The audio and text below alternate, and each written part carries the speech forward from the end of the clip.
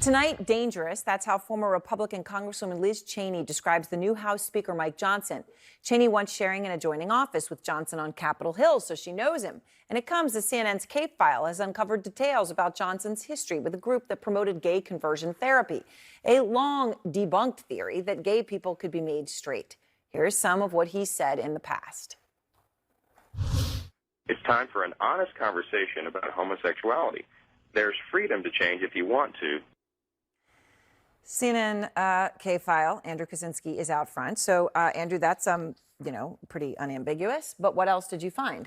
Yeah, so for years, Johnson worked with this group called Exodus International on an anti-gay event aimed at teens. Now, Exodus was a leader in what was called the ex-gay movement. We talked a little bit about it in that intro, where they claimed that you could essentially change somebody's sexuality through counseling, through prayer. They basically treated being gay as a mental illness. Now, Johnson and this group, when he was an attorney at this socially conservative organization called the Alliance Defense Fund, collaborated on this event called the Day of Truth. And this was actually in response to a pro-gay event called the Day of Silence.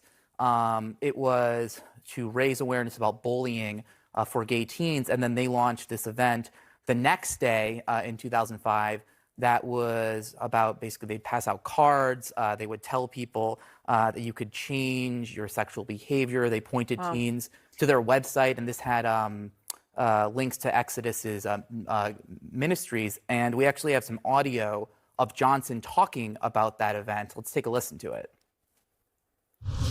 Our race, the size of our feet, the color of our eyes, these are things we're born with and we cannot change.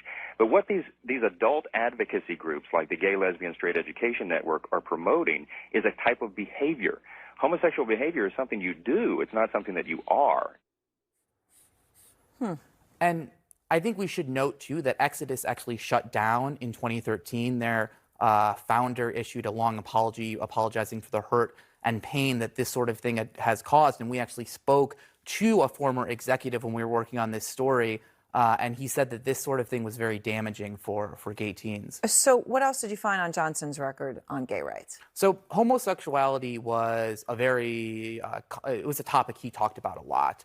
When that Lawrence v. Texas ruling came down in 2003, which threw out state sodomy laws, Johnson actually wrote to say that he thought those laws should have stayed in place. He called homosexuality, we reported last week, inherently unnatural. He called it a dangerous lifestyle.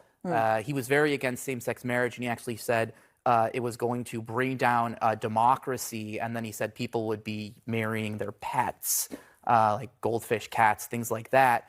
And he even shared this sort of odd pseudoscientific or historical theory that the Roman Empire fell because of homosexuality. And we have a clip of that as well. Many historians, those who are objective, would look back and recognize and give some credit to the fall of Rome, to not only the deprivation of the society and the loss of morals, but also to the rampant, homosexual behavior that was condoned by the society.